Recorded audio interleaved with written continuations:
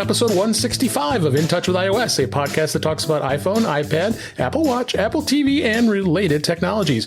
I'm your host, Dave Ginsburg, and my co-host, Warren Sklar, is off this week, but I have two great guests on the show, returning guests. As always, we have our, I guess we can call you a regular guest, Mr. Jeff Gamet. Welcome back, Jeff. How you doing? I'm doing well. It's awesome to be here. Thank you for having me back. And I realized that when Warren's gone, it takes two people to fill his shoes. This is true. Mm-hmm. This is true. So, and welcome back to show, Patrice. How you doing, Patrice? I'm doing really well. I'm second podcast today with you lovely people. Yeah, so we all did. It's always fun. We did the Mac show earlier today, and wanted to accommodate your schedule, so we are recording this on a Friday, which is no problem. Especially going into the Labor Day weekend, we had some good time to do it. So glad you're here. Glad you're here, Jeff. And as always, there's always lots of stuff to talk about in the world of Apple, and we'll have some news and some good topics. And let's just dive right in and let's talk here. First story I got here is Apple released a revised version of the latest AirTags firmware update again. This was end of August here, Tuesday. So they did release a revised version. It went up another version from 1A291C to 1A291A. I don't know. But again, we don't know what the heck they do with these upgrades and these firmware for AirTags. Patrice, do you have AirTags? Have you been using them? Yeah, I've been using them, and it's really curious. I mean, I would like to know what Apple has been doing. Like, yeah, me too. Apple, give us release notes. Right. They've been really secretive about it. Mm-hmm. Yeah, it's kind of, they've been kind of doing that with all the, let's say, the accessory products. Like the Apple Watch gets proper release notes, but the AirTags, the AirPods, all of that, you just get nothing. I mean, they don't even tell you that there's an update. People just notice that all of a sudden there's a new version out there. So that's what we got to depend on Mac rumors to tell us. Exactly. Right. Yes. You have some AirTags too, Jeff. You've been using. Yeah, I have a couple, and I went and checked right away to see if my AirTags had the new firmware. And it's been, about a week since they came out, or the update came out. Yeah. And actually, days, no. No, it's Tuesday this week. It was Tuesday this week, but then there was one. There was one the week before. That's why I mentioned this again. Mm-hmm. Right, and my firmware version is still the version that's prior to last week's update. So I have no idea when the updates will finally get pushed to my AirTags. But wow, okay, I'm now two firmware versions behind, and I have no way at all to force an update to happen. It's kind of, I mean, that's kind of interesting. It's almost like the Apple Watch. There is with the Apple Watch, there's supposed to be a way to install it, but half of the time just doesn't do it. But with these devices, you can't do anything to force it. No, it just happens at some point. It was kind of like with the AirPods. You don't even know when those update either. So, right. If we don't know what they did to them, I guess we'll just keep using them, right? Yeah, as long as they work, I'm not complaining. None have exploded so far after firmware update, as far as we know. And I haven't had any reports of anybody swallowing them either. So, right, that's good. Next story here, two stories here relating to the future releases of products. The Apple Watch Series 7, they're reportedly saying that there's a delay due to quality issues, and Apple would never let that happen. So production of the upcoming Apple Watch Series 7 has been delayed due to the upcoming watch featuring a quote-unquote complicated design. This was according to a report by Nikkei Asia. According to reports, Apple suppliers began small-scale production of the watch last week, and during which employees encountered critical challenges in reaching satisfactory production performance. So they're going through some differences with the complexity of the design, and it just it might be delayed. And then this article was updated that Bloomberg was also hearing similar information So you got two sources that are relative. At least the one source I feel a little more credible. But Jeff, what do you think? I know this watch is supposed to have it's going to have a bigger face. And that what they were saying, and you were talking about like maybe wanting them to have a 55 millimeter, right? Well, I said 51 millimeter. 51. I even crafted the leaked photo to prove it. Okay. Which, yeah. Hey. Why not? Well, it's just as credible as any other leaked photo. It's true. That is true. The only difference is I have straight up said I made up a photo and randomly chose a watch size. 50 centimeters, right? That's what you said? 51. Yeah. I think it's millimeters. Okay. No, whatever. Centimeters, that's pretty big. I thought the made a Flavor big photo. Flav It could be edition. what you want. The Flavor Flav edition. That'd be like big giant. Yeah. As far as whether or not the new Apple Watch is going to be delayed, or you're seeing some sort of production delays. Well, I mean, if they're changing significantly, Right. how the watch is designed and assembled, yeah, you're probably going to have some delays because it's new this time.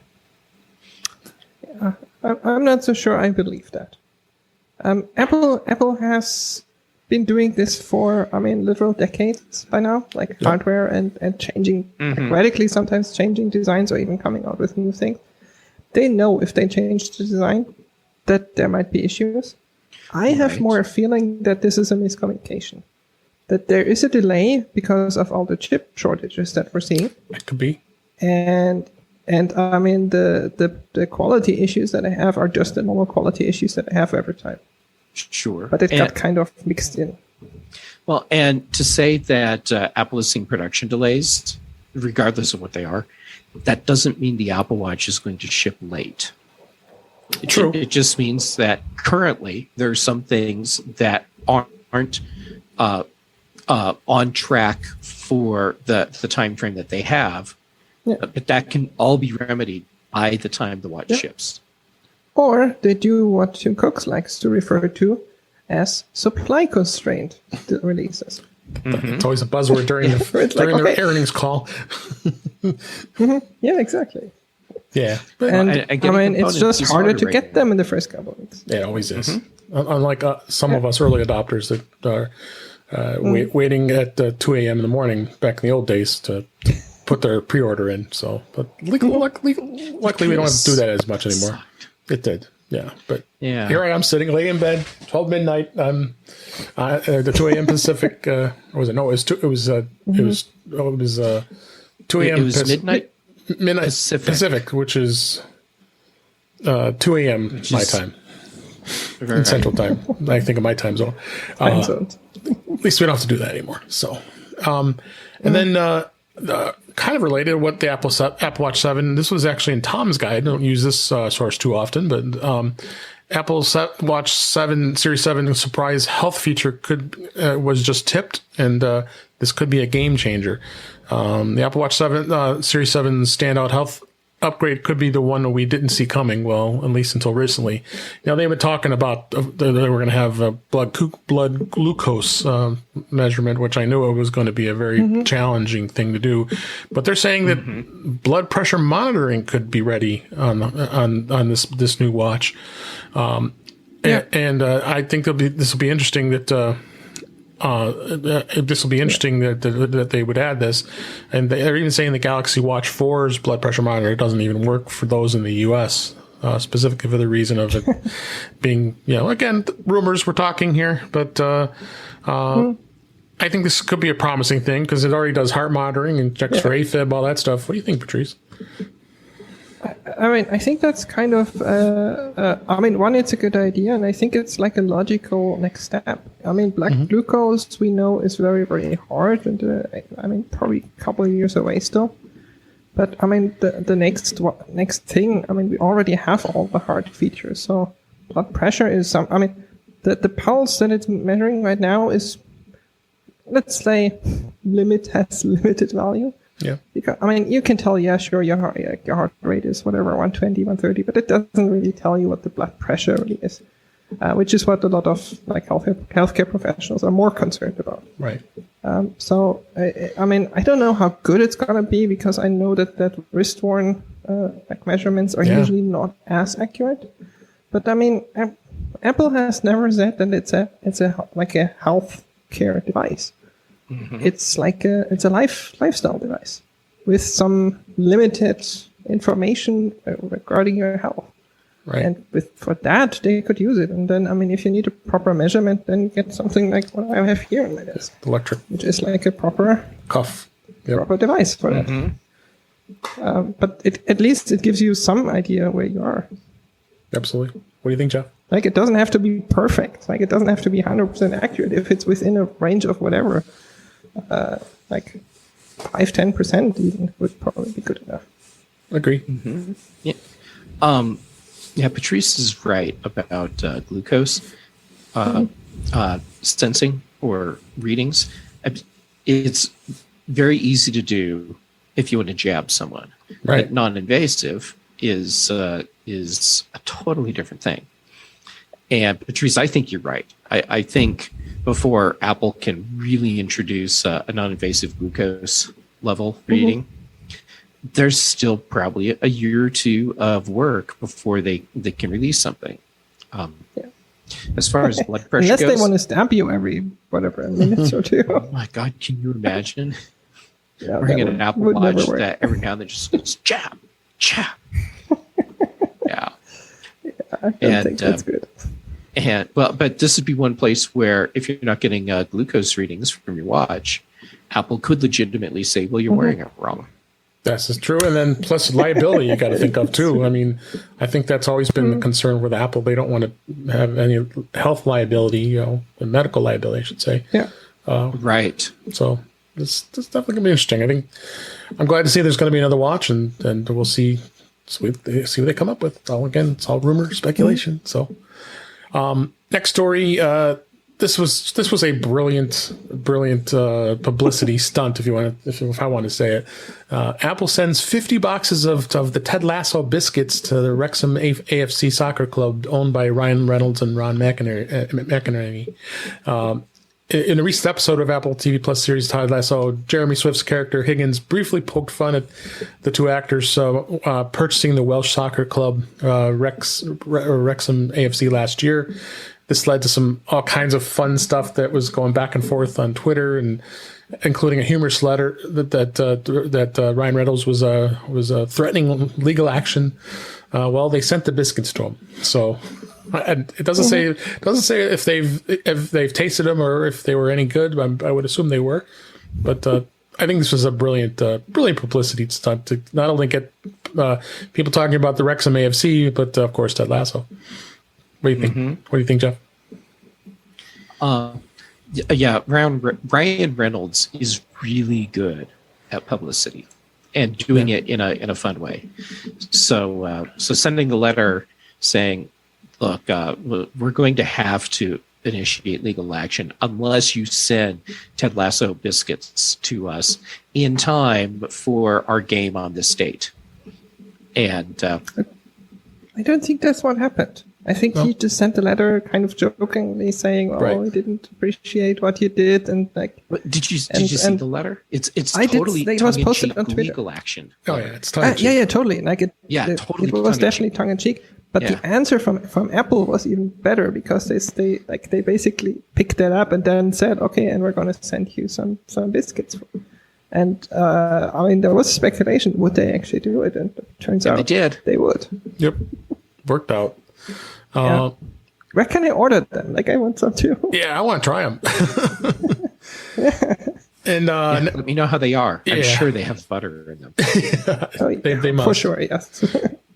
I seem remember the psychologist says I don't eat sweets. So next story, this was an Apple Insider. Apple Wallet won't be replacing your physical ID anytime soon. Apple has introduced a way to carry your digital version of your driver's license on your iPhone, don't expect to be ditching it anytime soon here. There's been numerous obstacles preventing the widespread adoption, which is, I would probably say, the biggest obstacle is the states are so way behind in their technology that they couldn't even get real IDs taken care of for in folks in the United States to get your driver's license, so it's compliant to the TSA when you travel on airlines without having your passport. So I think only 5 or 6 states have even implemented it at this point. So it's pretty it's pretty much up in the air right now. What do you think, Patrice? Yeah, it's. I mean, I think maybe in 50 years we will have it. Until then, I mean, until it's 100%, like you can go wherever you go, the local liquor store or TSA at the airport, like no matter where you go, unless you can use your like phone ID everywhere and it's accepted everywhere, and there's absolutely no place where you need the physical one. Until that happens, you always have to carry it with you for that one time where you need it. And I mean, as you said, like, even if the states were ready and the law enforcement were ready and all of that, there are so many other places where IDs are used. And all of them have to support it. Yep. Like, definitely. Yeah, that's going to happen. Not anytime soon. Nope. Hey, Jeff, I think. Yeah. Yeah, this isn't replacing your physical ID anytime soon. Keep in mind, Apple said that the initial place that the Apple Wallet digital ID will be accepted is TSA checkpoints, but only at participating airports. So there's almost no place that you'll be able to use this anyhow. So you could say, well, why even bother? Well, you have to start to get the ball rolling, and that's what Apple's doing. And eventually we'll have, actually, I think what we need is a unified digital ID system, which will freak out a lot of people. But to be able to truly have an effective digital ID system, I think it ultimately is going to have to be unified. Yeah, and that already exists, and Apple's actually using that. There is a standard, basically, ID system already developed. There you go. Just has to be used. And I mean, I think that's pretty smart to start that way, to say, okay, let's work with a couple states and like use us as ambassadors, kind of, to push that and get that into people's minds, into people's hands, and then eventually it's. I mean, that's how Apple Pay and NFC payments, how they started mostly. I mean, some countries had them like in the early 2000s, but it really like only got the ball rolling when Apple introduced it. Really. Yep, that's for sure. Well, and now that's how we ultimately got USB. Because it was a thing. And it was a thing that just simply wasn't being adopted. And then Apple decided, why don't we put that on this new computer we're designing called an iMac? Yeah. And now FireWire's gone. Everything has USB. And I mean, if you think about it, let's say Apple has, well, maybe in some states, let's say 40% market share. It's a little bit more in the US usually. Yeah, I mean, that is a decent amount of people. I mean, they're starting with some weird states like Arizona and I think Alabama. So like Iowa was one of them. There's that. Yeah, Iowa, like it's not the most populous states, but still, it's a decent chunk of people. And if even a small percentage uses that, it's not nothing.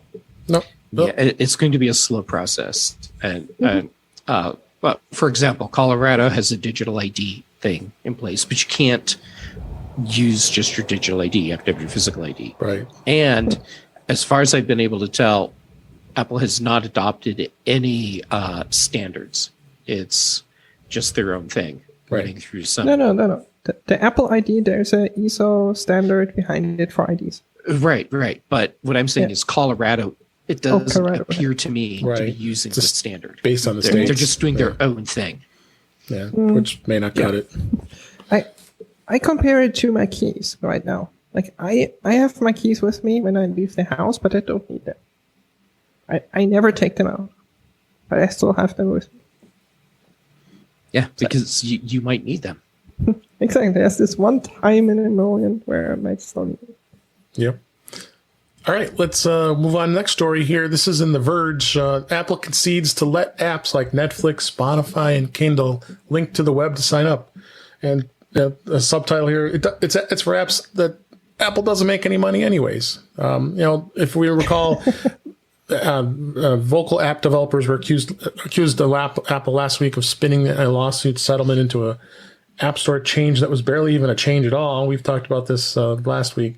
Company appears to be making it true by a small concession today that some readers have found that if you go to the Netflix app and you're not a customer and you want to go sign up, that they did have that disclaimer and it shows in this article that trying to join Netflix, you can't because you can't do it in the app. And we know it's a hassle, but after you're a member, you'll be able to watch it on here. So I guess Apple has conceded, and they're going to allow Spotify as well as Netflix and even Amazon, for that matter, be able to sign up. Just go right to the web, and which I thought this was just insanely silly. Because how are they going to make money? Because none of these services are going to allow to take their 30% cut of the subscription. So, yeah, what do you think, Jeff? I think that this has been a long time coming, but at the same time, I get, at least in my weird logic, why Apple has resisted this for now. Because even though Apple's not taking a cut of those subscription services, having the ability to link directly out from an iPhone or an iPad app to sign up, it goes against what Apple is requiring in other parts of the App Store. So it can create this confusion, but it also opens the door, and it may not be a slippery slope, but it's still a slope that Apple doesn't want to start sliding down. Apple wants to keep control over App Store purchases as much as it possibly can. Yeah, I can totally understand Apple here. I mean, personally, I always thought it was silly that it made the experience for people worse. I mean, Netflix, probably not. I mean, people know Netflix, and most people know, okay, I'll just go to netflix.com. Right. But for so many other apps, it made it worse because the experience is you find an app, you download it, and you get a login screen, and there's no information whatsoever. And in some cases, you might not know where to go. Maybe you can use your search engine and find the website for the app if you're lucky. Is that Netflix or Spotify? I mean, those are easy ones. Like that I don't think that's a problem. So it's a concession to what, in my opinion, was already happening. And I also think they're kind of trying to preempt some legal changes here. Some laws that are being discussed. Yep, I definitely agree. Yeah. And this is kind of a sad story. The Locast is shutting down. The free streaming app ends its service after a lawsuit that was filed on behalf of all the networks, and a judge sided with the networks, saying that they are not in compliance and are not protected from any lawsuits by them restreaming all this information. Locast at first said, we'll stop the donations or forcing donations. And then the next day, right after that, and this happened about a day before we recorded this, they shut down and suspended service effective immediately. So, I kind of had a feeling this was going to happen. I mean, if I remember correctly, there was another service, Aereo, that attempted the same thing. Yeah, and right. Yeah, disappeared after probably a lot shorter time than Locast. Because Locast made it through about 3 years by newness, and it's just crazy. I mean, I think it's a genius idea, and there has to be a way. I think that these networks could come up with a way of be able to monetize it enough that they would satisfy them, but also because you can get an over-the-air HD antenna and watch this stuff. Why not just doing the same thing, but just retransmission on the internet? It's a whole different world. But back in the old days when we had analog antennas when we were watching TV. What do you think, Patrice? I mean, whoever created that service, I mean, hats off, because they still did it, despite the fact that, in my opinion, it was pretty clear that it was legally gray area at best and illegal at worst. I mean, at least from my perspective, I'm not a legal expert, but I would have said, I mean, that's kind of sketchy. They did it, and they had to shut down. That just happens to those services. I think the good thing here is that it pushes all the networks to improve their offerings. I mean, a lot of them are doing it. Like, a lot of them have pretty decent apps now and streaming, and aren't too expensive and all of that. But there are still gaps. Like, I know live sports is still kind of a big problem, like blank spot. Yeah. Jeff, what do you think? So, I totally get the perspective of the user, which is I don't care which antenna is giving me the signal. I'm still getting the exact same content. Right. So why should it matter if I have an HD antenna, if I'm using Locast to streaming, or if I'm using my cable service provider? It doesn't matter. Yeah. From the network's standpoint and the cable service provider standpoint, it does matter, because there are deals about who gets to stream what content, and if you can just go grab an app and get your local live content, then from their perspective, it is being devalued because it's no longer being controlled, and that sucks. And here we are. Yeah, it was a great. I mean, mind you, you can still like use something like Plex, for example. You can connect a digital antenna to Plex, and have like half that experience still. Problem is getting that HD antenna to get you a good signal, depending on where you are. I mean, I tried it here. I didn't want to go through an elaborate installation of putting an antenna up on my roof, and I attempted that. You have to get one of those HD home run devices for it to receive the signal that will tap into your Plex account. And it failed miserably for me, so I gave up. Depending on where you live, if you're in a rural area, forget it. You're not going to get any HD antenna. I mean, here, yes, I will, depending on where I put the antenna. In the Chicago area, obviously has a very good market. You know, the three big cities in the United States, New York and Los Angeles, would be the same way, depending on where you live. But, it's a shame. It had such a great Apple TV app, the iOS app worked great. iPad, it was a pleasure to do.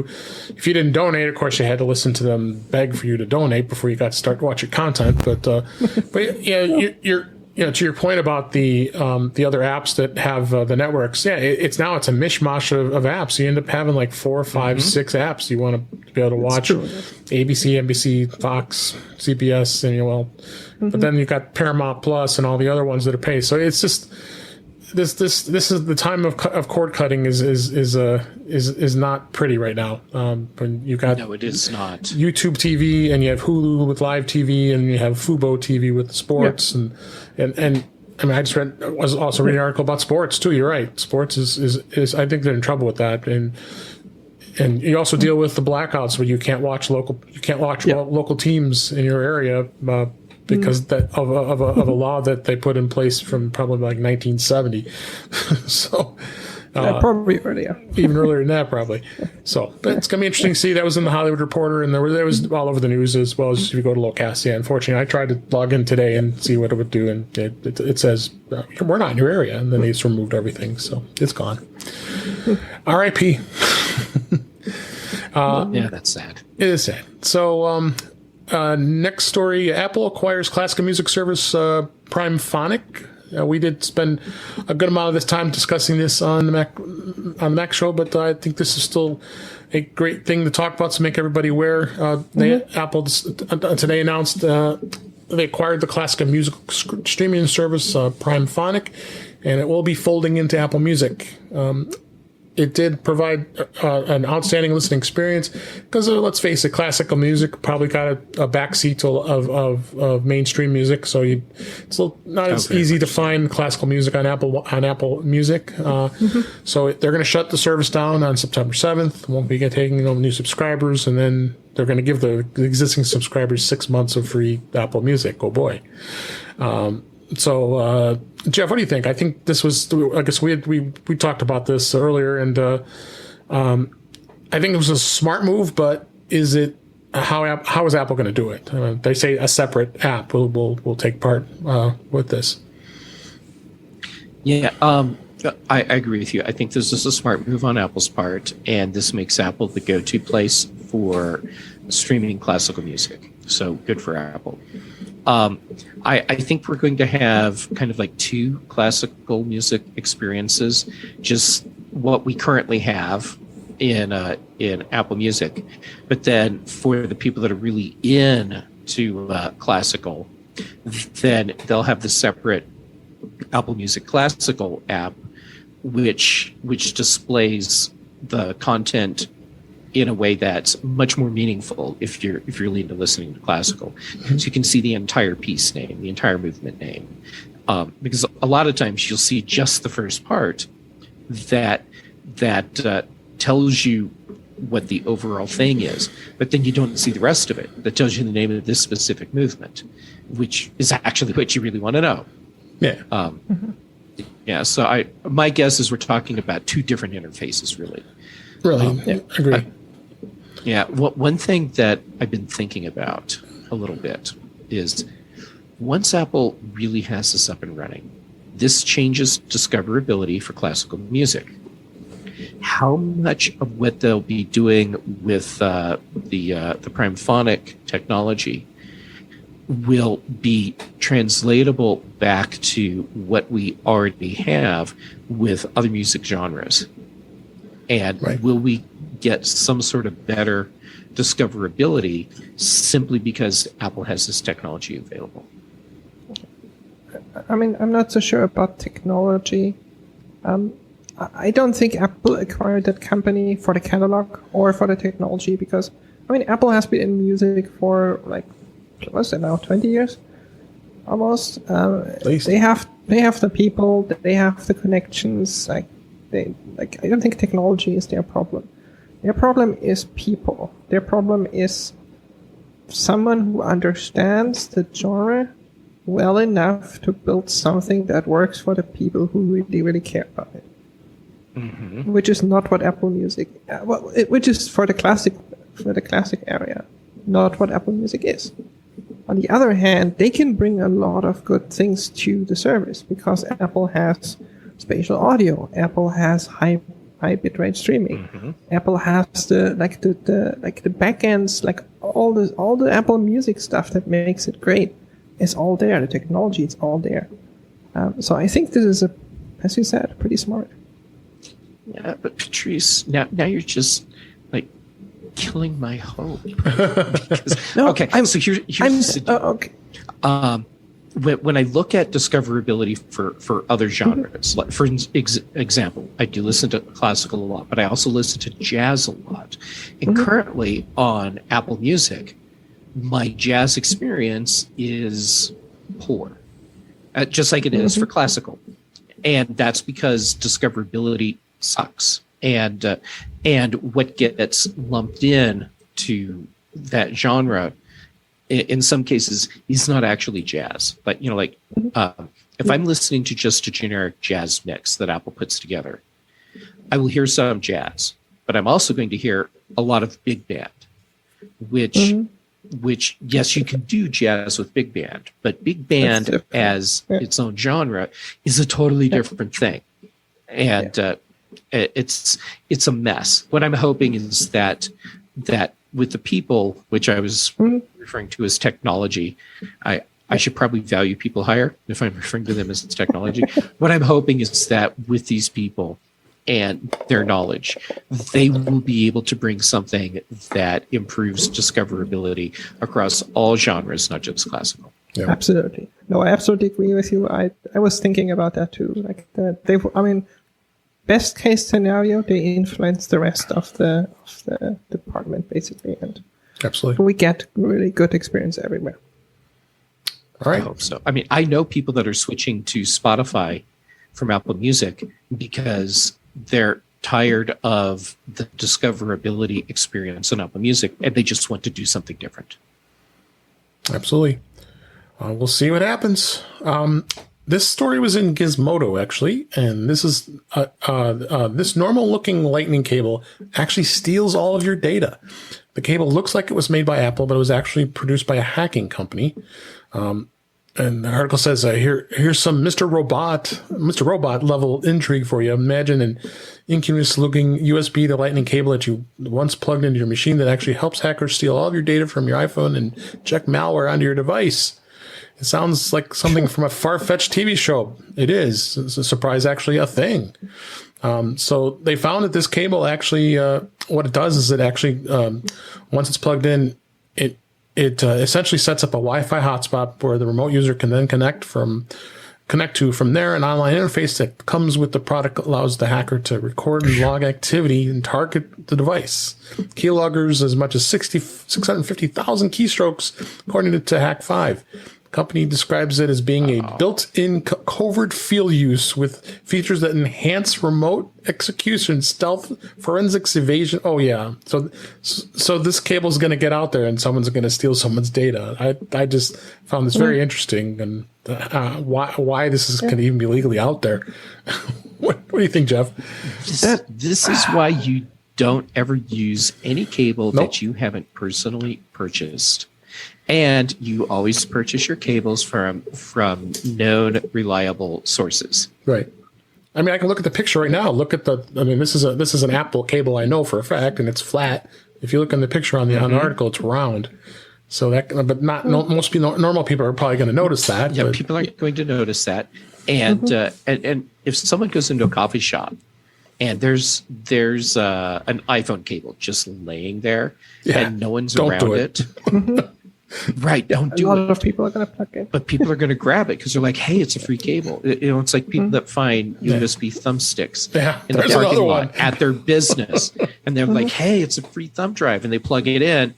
And the person that intentionally dropped it in the parking lot now has a backdoor into the corporation. Yeah. I mean, this has been around for, honestly, probably a couple decades. Because I know the CIA was using stuff like this. But this is like a pretty common penetration testing tool these days, or even like a surveillance tool that you have specially made cables or like little things that you plug in that are small that grab a lot of data and transmit it somewhere. Just like normal thing. And they're available. Like you can go on eBay and buy them, or like Alibaba probably. So a PSA: don't use cables that you don't know, who have never heard of the brand. If it's Anchor, if it's any of the names you've heard of, then you're fine. But if it's just Apple, Anchor, OWC, any names that you know, you are safe because they are certified by Apple actually. So the only upside of this is the person still has to be within a reasonable range or has to pick up the cable at some point. Yep. Like drop it off somewhere, have it lock whatever it is, and then pick it up again. So PSA, the only like positive thing. PSA, don't they did use get little about cables. a mile range off of it. Yeah, that's enough. Yes, don't do it. And then last story here is YouTube Premium and Music surpasses 50 million subscribers.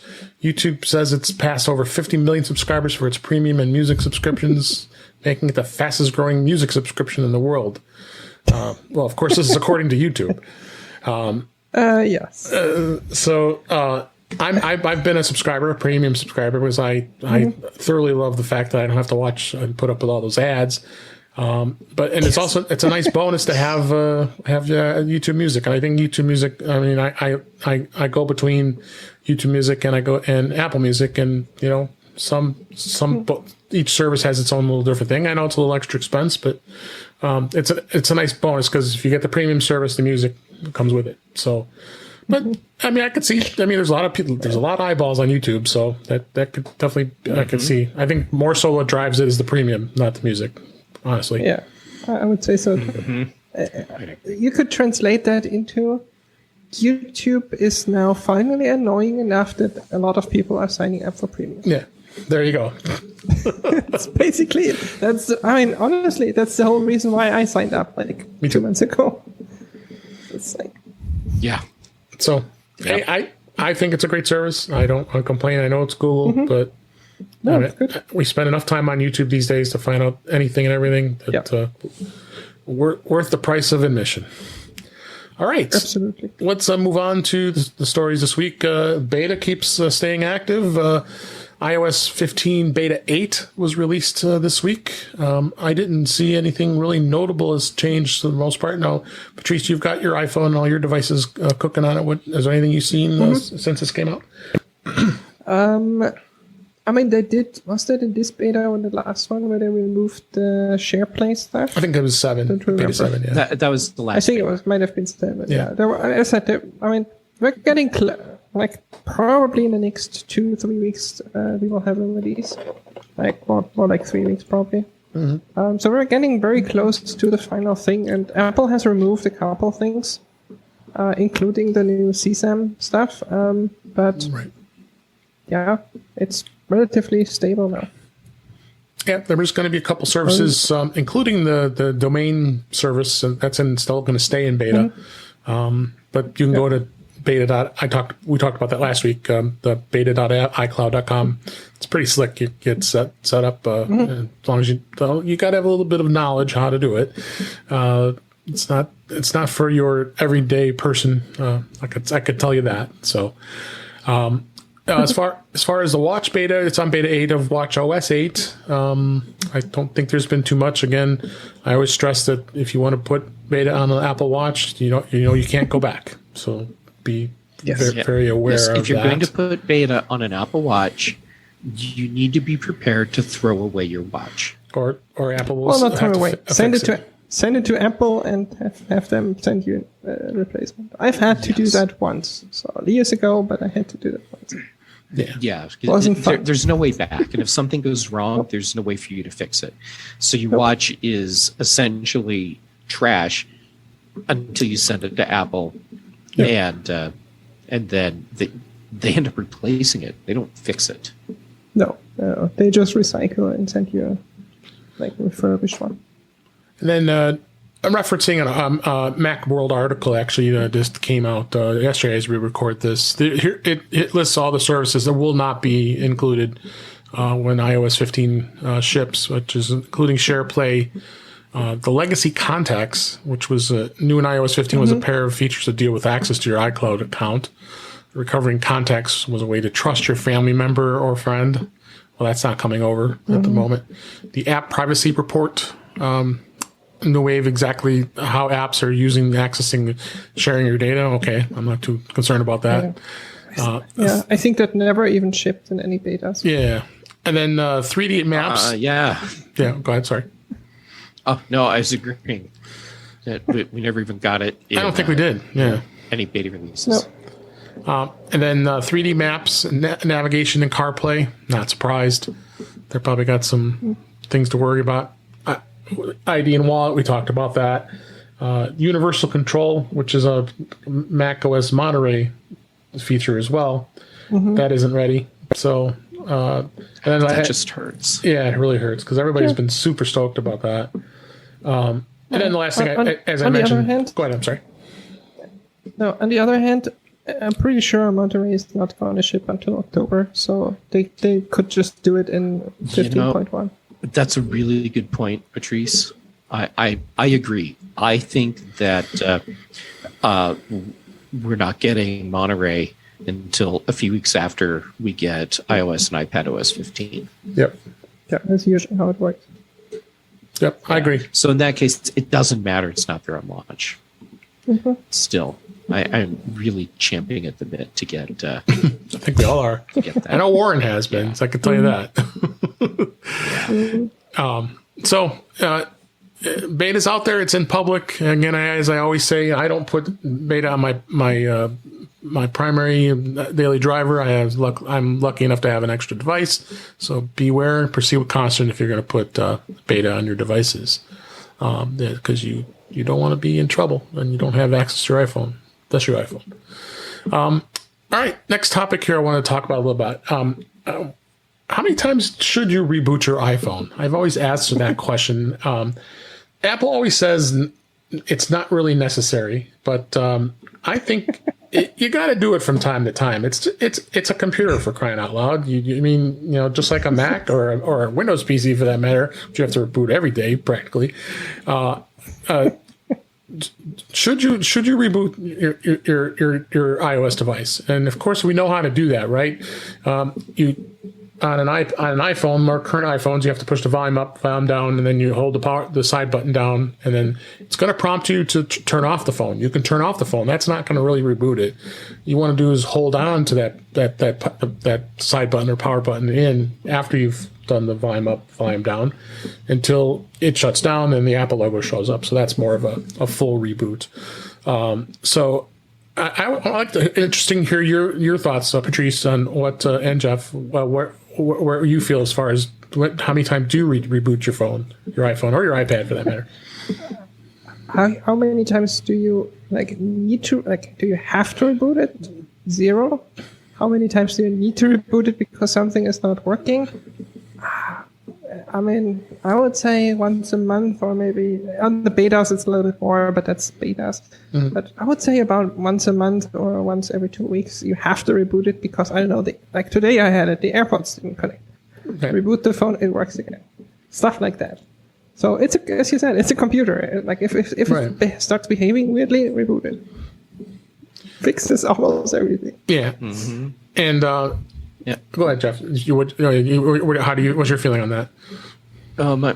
My feeling is pretty much in line with Patrice. You shouldn't need to reboot it, but I'd say every 2 or 3 weeks, every one of my devices has been rebooted for one reason or another, and oftentimes it's because something isn't working right. Mm-hmm. If it's my iPads, it's often because I forgot to plug it in and charge it, and so it just eventually shut off. Mm-hmm.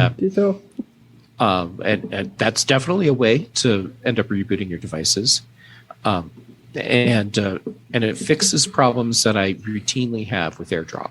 Yeah, man, I had to do it. Yes. I just had to do it the other day because I was using the share sheet and wanted to share share something, and Facebook and Twitter were not appearing in the share sheet. And then I go into the menu to see, mm-hmm. Maybe it's hidden. No, it wasn't even there. So I ended up doing a full reset, reboot of the phone, and it reappeared. So, our times, your AirPods quit connecting until you reboot, and then they work again. Exactly. Yeah, I have the same issue with iCloud on my Mac, for example. Like sometimes it just stops. It just it shows downloading or uploading, and the only thing that fixes it is rebooting. And then the other thing I was always curious about is, should you be closing out all the apps that are running in the background? It's not necessary. I've said that quite a bit of times.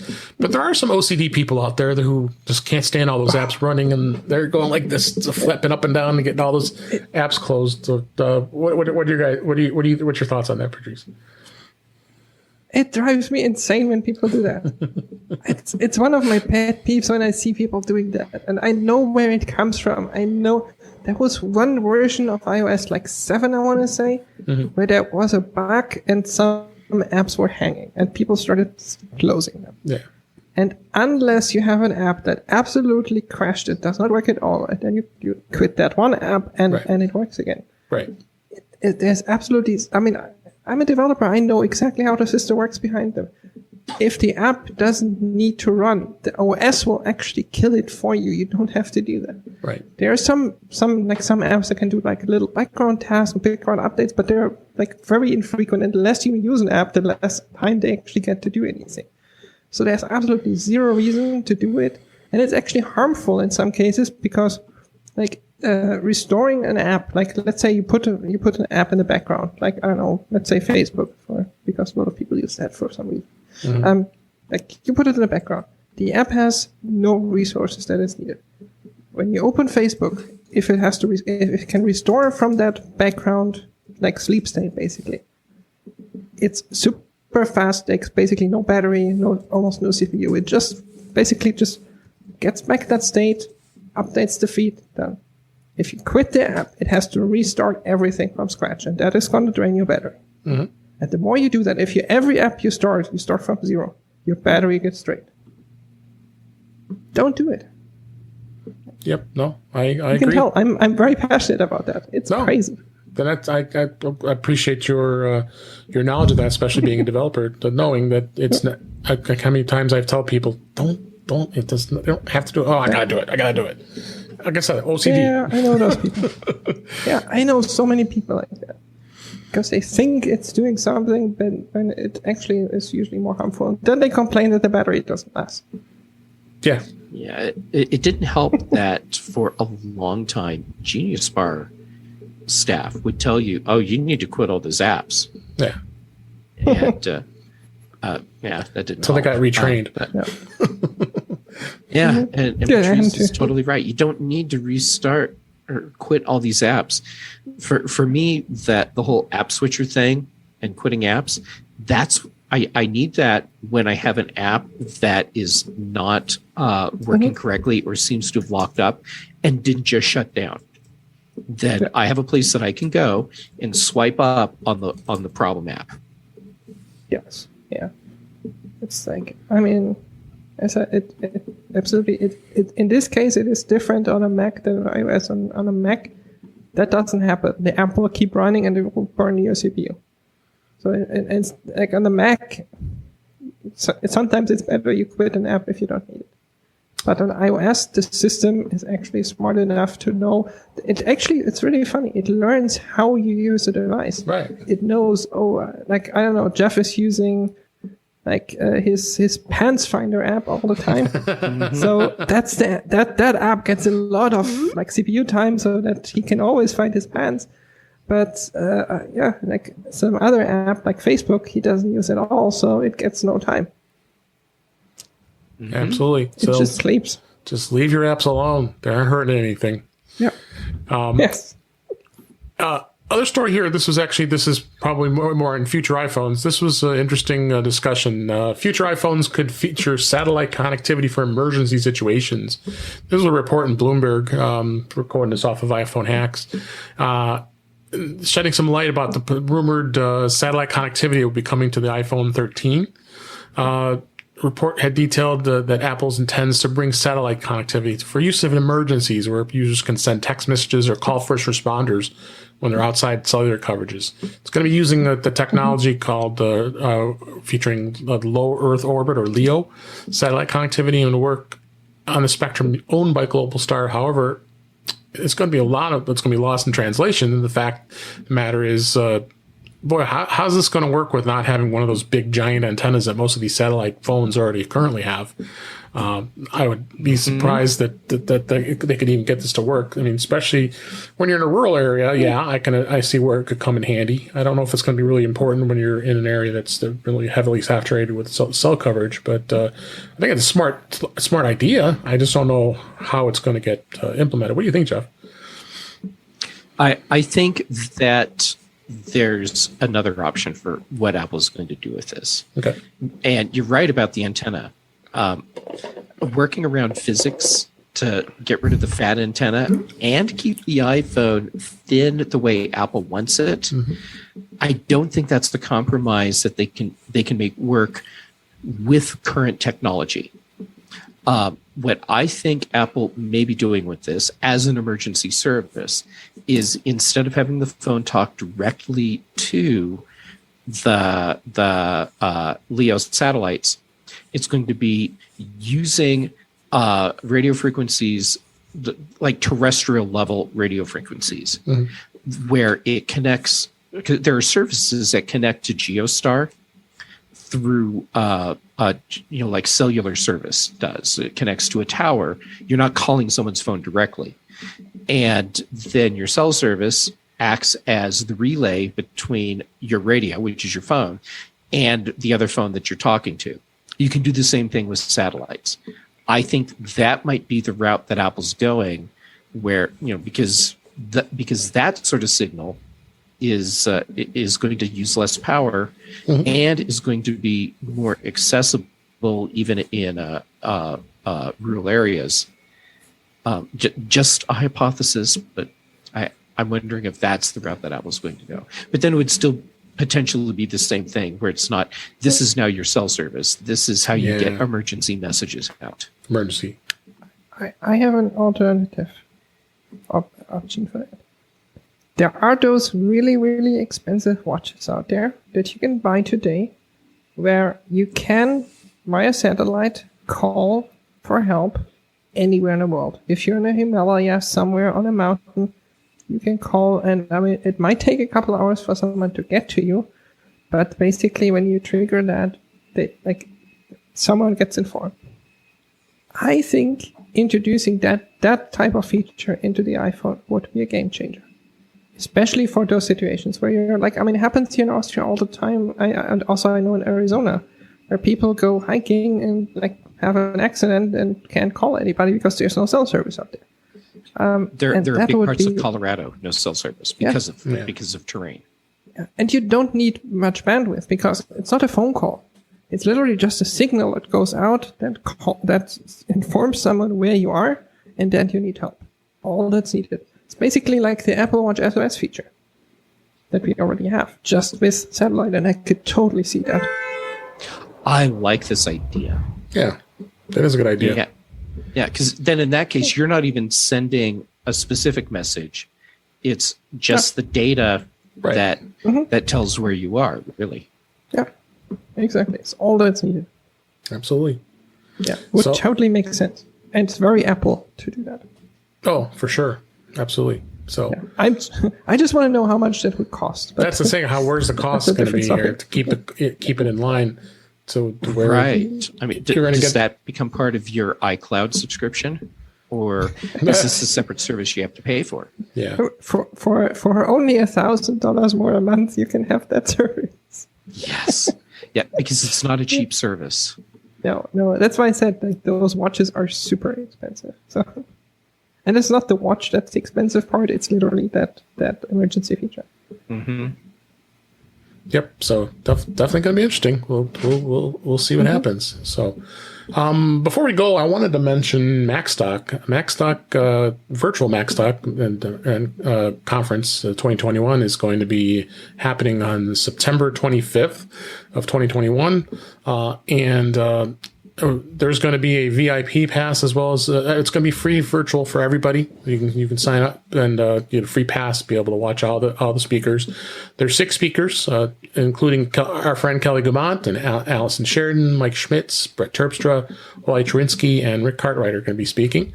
It's a little bit of a slimmed down conference, but it's still going to be a lot of fun. It's going to have a lot of our Apple friends together and having fun, and definitely going to have a good time. I'll be co-hosting with Mike Potter, who's the conference host, and we're having a VIP pass that's going to be available where if someone wanted to come into the Chicago area and visit, it's going to be at a small little location, the Woodstock Opera House area, and we're going to be maintaining social distancing as well as masks and the whole thing. Unfortunately, we have to deal with that. So he's had a limited number of tickets available. I believe there's about 24 left, and I highly recommend it. It's $99 for the VIP pass, or he'll also offer a digital pass that's virtual, which is $49, and it gives you the option to have access to all the talks after the fact. Or if you just want to go with a free pass, you can do that too. That's just virtual, and you can watch live. There's going to be a lounge, be able to hang out. I'll be probably moderating chat rooms and all that fun stuff, and helping Mike out in person. We already have. I know Guy Searle's going to be coming out with. He decided to come out, and I believe Chuck Joyner is as well. So, awesome. so we're going to be having some fun hanging out, and unfortunately, I wish everybody could come. It's just with the current situation going on. But we're hoping for next year, 2022. He's announced that there's going to be 3 full days of that event, so it's going to be a lot of fun. So go to macstock2021.com, check it out. You can sign up, and hope to see you out there. And it's in a few weeks here, about 3 weeks away here. But definitely would love to see everybody, at least virtually. And we'll have a lot of fun as we have in the past. Yeah, this is 7 years since we've done the first Macstock. So, and I'm lost my. I guess I can't count my record. I spoke all the first 5, so it's up to 2019. So, last 2 I guess don't count. So, but I'll be back speaking again soon. But it's a great conference. It really is. And Jeff, you've been there a number of times, and Yes. One of these days, Patrice will be able to come out and see it. So, Oh yes. we've had a lot of It's a fun. really nice conference. Yeah, we've had a lot of fun, and just unfortunate though what the pandemic has done to lots of these types of conferences. And we always wanted it to be the replacement for Macworld. That was going to be a completely replacement, but at least it's come close, and at least the coziness of it, everybody being able to network, you get to see everybody, and that's what made it a lot of fun. I never had the opportunity to go to Macworld, so I can't comment on how Macworld was, but where you guys probably have been there many times. So Having killed been to Macworld. both. what's that? Yeah. Go ahead. I said I killed Macworld. You killed it. Yeah. I went to the very last one, and after that, I didn't do it. So. Yeah. That's all on Patrice. Yeah. Yeah, It's all her It's fault. all my fault. I hope you're happy now. got you. Totally. Yeah. Having been to many Macworld Yep. conferences and having been to many Macstock conferences, saying it's a replacement for Macworld is not exactly fair because different. Macworld Expo was huge. Yeah, Okay, hundreds, thousands.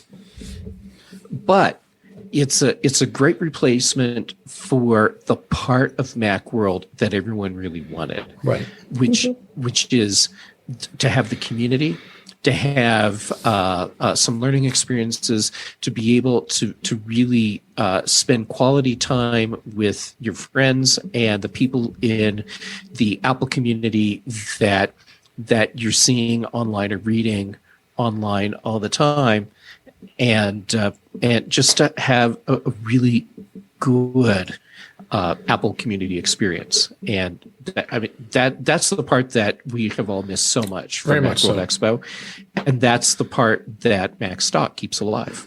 Well, we'll keep it going. So check it out, macstock2021.com. And with that, the show has come to the close. We've had just so much fun. The hour just flew by here. So let's go ahead and wrap things up for this week.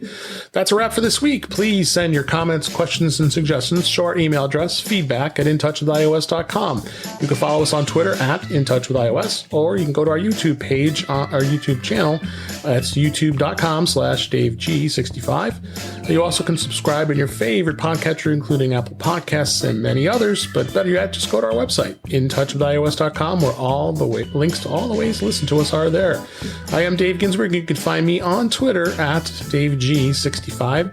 Patrice, thanks so much for coming. We always love having you. We're going to have you come more often. And it is never enough time we can have you in the show. And tell everybody where they can find you.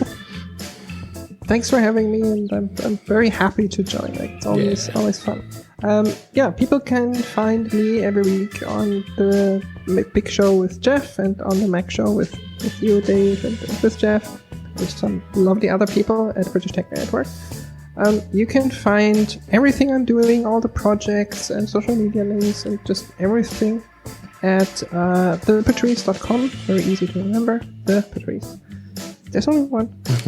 And my podcast is a lovely podcast called Foodie Flashback, where I talk to interesting people like David and like Jeff about food and just everything that goes with that. And I mean, if you're interested in basically a small fraction of what's awesome in Chicago, like food-wise, you have to listen to the episode with David, because he took us on a road trip through Chicago area, basically.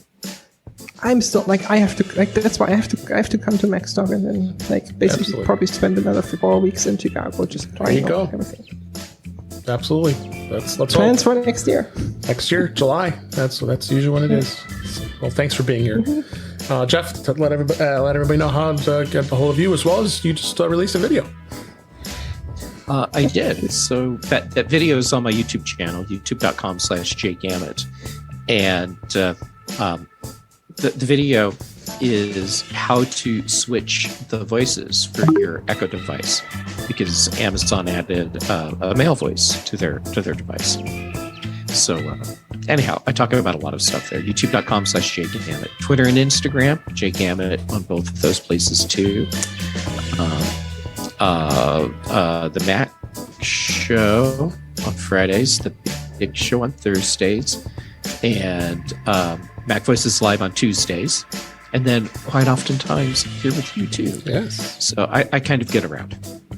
Well, thanks. I really appreciate you both being here. And we appreciate everybody here who was listening. I hope you enjoyed the show. And we'll talk again soon.